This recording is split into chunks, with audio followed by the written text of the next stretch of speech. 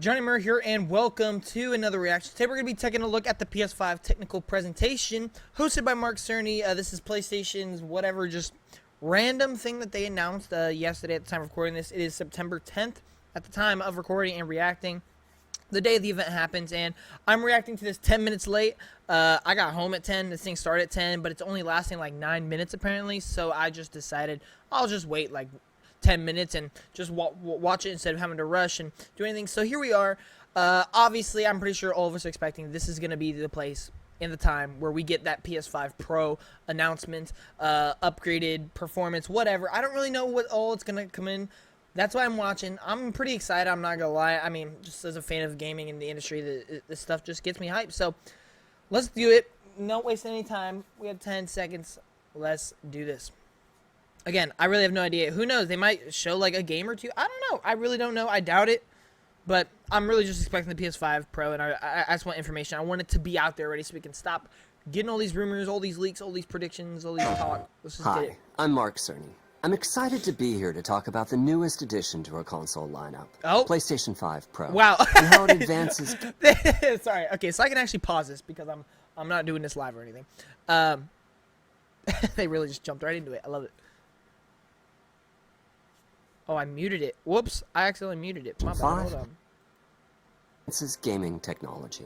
But first, PlayStation 5 Pro, and how it advances gaming technology. Okay. But first, I want to take just a minute to look at what we put in the original PlayStation 5 and how it delivers an exceptional gaming experience. When PS5 debuted in 2020, it brought a lot to the table. 8 Zen 2 CPU cores form the brains of PlayStation 5 and enable high-speed, complex gameplay, with character counts reaching into the hundreds. Oh wow, they're showing and frame rates that can be as high as Dynasty 120 frames a second. PS5 has a powerful RDNA 2 GPU, which can render anything from intricate details to fantastic worlds with vast panoramas to explore. Ray tracing allows for dramatic visual improvements, including reflections off of water or glass, and the realism that comes from real-time global illumination. They're showing a lot of games. Custom SSD can load data at breathtaking speed, resulting in ultra-fast transitions between game worlds, and data streaming rates so high that traversal speeds are essentially unlimited. I want to replay it. Tempest 3D audio tech brings an unparalleled sense of immersion to the sound of the game. Man, there's so many great games. With audio so real, my second favorite game of all time, Returnal. Let's go, baby. To know exactly where they are. Finally, the DualSense controller has haptics that let you feel through your hands what your character is experiencing. I like how they're doing a bunch of details and information on the original PS5. That way, when they show the new stuff, variety and richness of game experiences. Creators have made amazing use of the hardware capabilities, but when I talk to them, I do hear about their desire for more graphics performance. The dreams of the developers are bigger than can be supported at 60 frames per second, and that leads to an aspect of modern gaming that we're all familiar with: graphics modes. It can be a difficult choice for players. Fidelity modes emphasize the visuals, typically through higher resolution rendering. These modes might also have enhanced detail or use more ray tracing. But the games only run at 30 frames per second. The visuals can be choppier, and the controls less responsive. Performance modes emphasize frame rate and interactivity, typically choosing to run at 60 frames per second, mainly by reducing the graphical detail until those frame rates can be achieved. Performance mode all the way. Are they going to get rid of that completely? Players are choosing performance about 3/4 of the time. Removing that decision, or at least narrowing that divide, is one of the key targets for PlayStation 5 Pro. We want to give players the graphics that the game creators aspire to, at the high frame rates that players typically prefer. To do that, PS5 Pro substantially improves over PlayStation 5 in 3 ways. Here's what we call the Big 3. First, we made the GPU much larger and increased the speed of the memory it uses. The result is rendering that's up to 45% faster. Second, we made major upgrades to the ray tracing. taking a streamlined and accelerated approach that allows calculation of the rays at double or even triple the speeds of PlayStation 5. And finally, we added custom hardware for machine learning and an AI library called PlayStation Spectral Super Resolution, or PSSR for short. Oh, okay. PSSR analyzes the game images pixel by pixel and can add an extraordinary amount of detail, which boosts the effective resolution of the games. Game creators are adding PS5 Pro support to new and existing titles, and with the big three involved, the results can be pretty amazing, with graphics showing something like fidelity levels of detail, but at double the frame rate. Here's The Last of Us Part 2 running on PS5 Pro. It has huge amounts of detail and targets a super smooth 60 frames per second. Oh, snap. Let's compare this to the fidelity mode on PS5, which is only running at 30 frames per second and is therefore much choppier. This goal of delivering almost fidelity-like graphics at performance frame rates has been achieved for a broad set of titles, including Marvel's Spider-Man 2 Okay. and Ratchet & Clank Rift Apart. We can see that PS5 Pro is Oh close my to doubling gosh, the power of PlayStation 5. Another way to compare the two consoles is to look at PS5 Pro versus Performance mode on PS5, both of which target 60 frames per second. What we see here is a difference in detail. PS5 Pro is much sharper and crisper than PS5. For this, my favorite is the parade scene from Ratchet & Clank. Distant details are much clearer. I see. And here we can see Marvel's Spider-Man 2 is noticeably higher resolution throughout the scene, including the trees and procedural cars.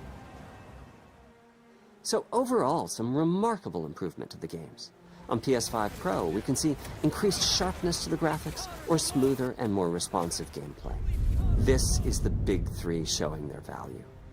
As you've been seeing, machine learning via the PSSR library is being used quite broadly to add pixel detail and boost frame rate.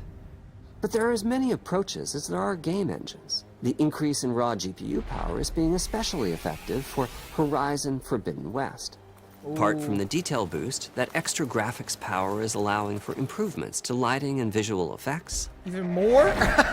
The game looks incredible already. What? As well as to the hair and the skin in cinematics. Open up, guys. Jor's orders. Good enough for me.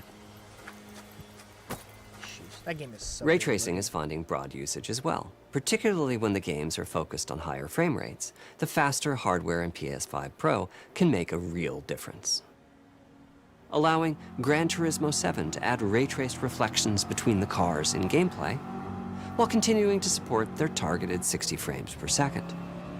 That boost in ray tracing is also delivering big wins for Hogwarts Legacy, Sheesh, look at that ground. allowing not only for my better gosh. reflections and a greater variety of reflective surfaces, but also for further realism in the casting of shadows. I hope you've enjoyed this run-through of the technology behind PlayStation 5 Pro. Simply put, it's the most powerful console we've ever built, and a worthy addition to the PS5 family. Let me wrap this up by giving you a quick look at a number of games running on the new console. Oh, snap. There it is. The triple stack. It looks clean. I ain't gonna lie. I like that. Don't let me hang it.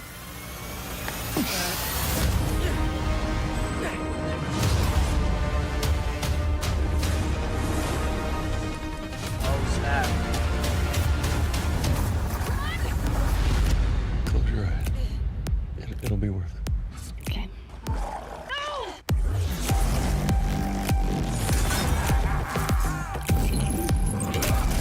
Did I do it? Oh, what is this? What's with all the neon? Oh, Alan Wake, baby. What? AC Shadow?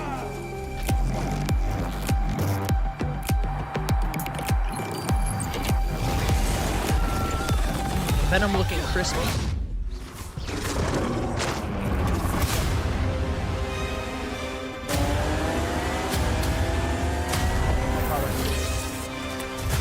Whoa. What the heck is that game?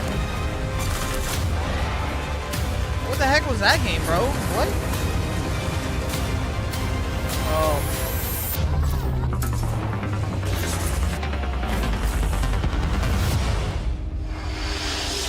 Oh, snap!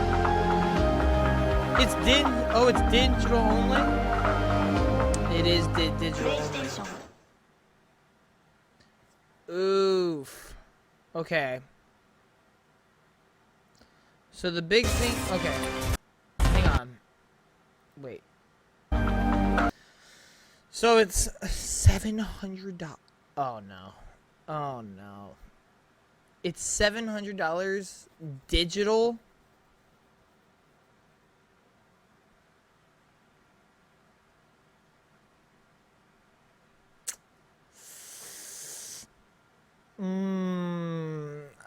I don't know about that one, Chief.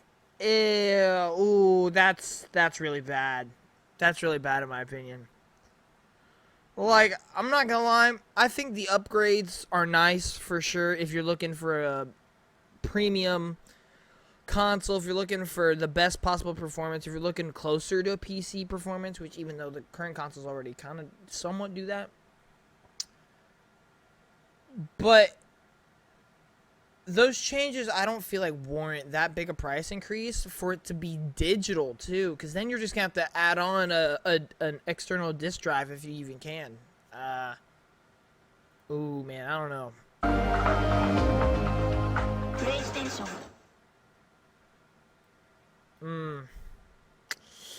Yeah, I don't know about that one, Chief.